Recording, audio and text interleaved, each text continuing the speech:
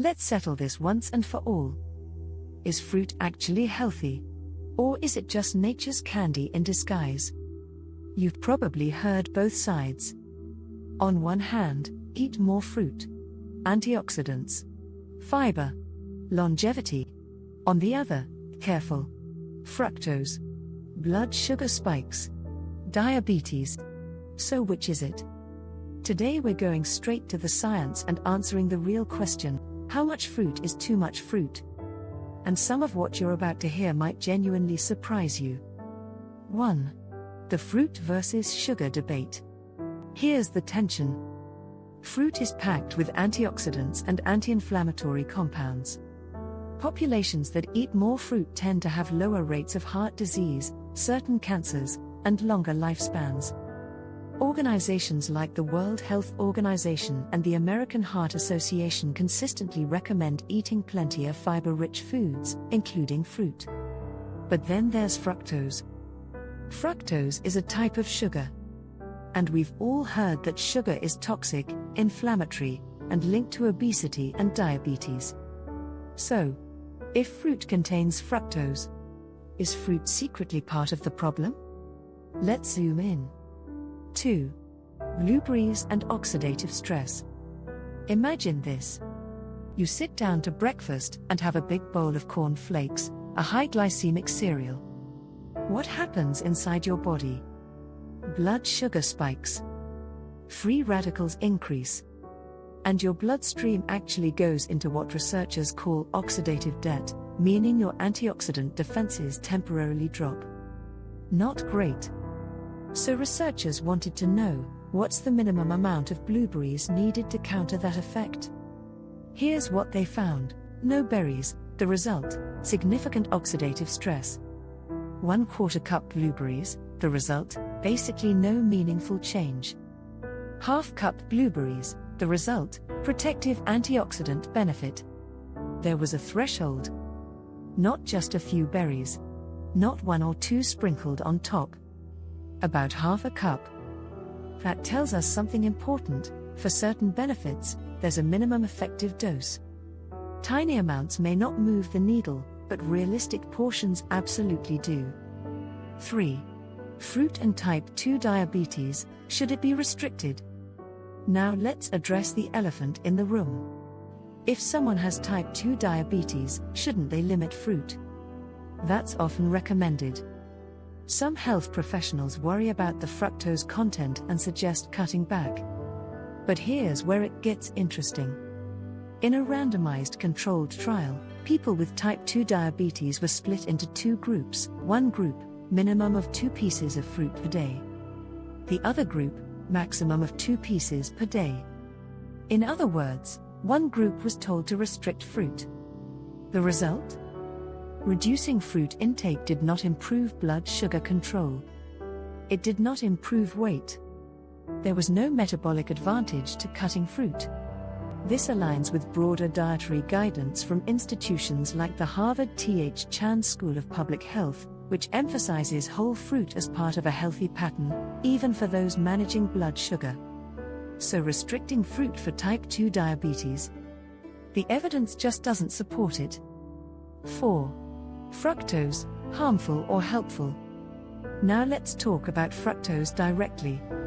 At high doses, especially from added sugars, fructose can contribute to fatty liver, insulin resistance, and elevated triglycerides. Researchers estimate a potential toxicity threshold around 50 grams per day. And guess what? The average adult intake is right around that number. Teenagers? Often closer to 75 grams. But here's the critical distinction: most of that fructose is coming from added sugars.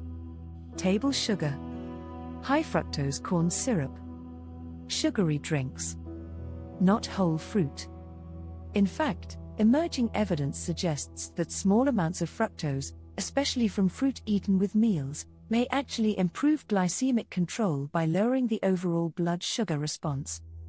And according to experts cited by Harvard Health Publishing, the metabolic problems linked to fructose stem primarily from added sugars, not fruit.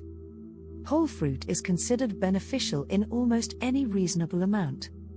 That distinction matters. A soda and an apple are not metabolically equivalent, even if they both contain fructose. 5. What happens at extreme fruit intake? Okay. Now for the part nobody talks about. What if we really push this? There was a study where 17 participants ate 20 servings of fruit per day. That's around 200 grams of fructose daily, roughly equivalent to the sugar in about 8 cans of soda. Duration? 3 to 6 months. What happened? No adverse metabolic effects. In fact, there were possible improvements in body weight, blood pressure, insulin levels, lipid profiles. Then there was another study led by David Jenkins, yes, the same researcher known for work on the glycemic index. Again, 20 servings of fruit per day for several weeks. Results? No negative changes in weight. No increase in triglycerides. No rise in blood pressure. And LDL cholesterol dropped by 38 points. That's not subtle. Now, there was one side effect. The participants were also eating about 44 servings of vegetables. The result? Extremely large bowel movements. In fact, reportedly the largest recorded in dietary intervention research. So if there's a practical upper limit to fruit, it might not be metabolic. It might be digestive volume. 6. Let's add some nuance. Before someone comments, so I can eat unlimited fruit forever? Let's slow down. Yes, research supports high fruit intake as metabolically safe. But individual tolerance varies. Things to consider: digestive comfort, that much fiber can be intense. Dental hygiene, frequent exposure to natural sugars still matters for teeth. Rare metabolic conditions like hereditary fructose intolerance. Overall calorie balance if someone is trying to gain or lose weight. This is not a free pass to ignore context. It's about understanding where the real risk lies. 7. Key takeaways.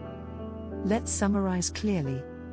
1. There appears to be a minimum effective dose for certain fruit benefits, like about half cup of blueberries for measurable antioxidant protection. 2. Restricting fruit in type 2 diabetes is not supported by evidence. 3. Fructose toxicity concerns primarily apply to added sugars, not whole fruit. 4. Even very high intakes, up to 20 servings a day, show no metabolic harm in controlled studies. 5. The practical limit to fruit is more about digestive comfort than blood sugar catastrophe. Conclusion: the real question. After looking at all this, maybe the question isn't, how much fruit is too much? Maybe the real question is, how much added sugar is too much? Because the data keeps pointing in the same direction: fruit, whole, intact, fiber-rich fruit, appears beneficial in virtually any realistic amount humans normally eat. The metabolic danger zone? That's industrial, refined, added sugar. So next time someone says, "Careful with that apple, it has sugar," you can smile. And maybe hand them a blueberry. Half a cup, of course. If you found this helpful, let me know in the comments, how much fruit do you eat in a typical day? And I'll see you in the next one. Please subscribe if you found this helpful.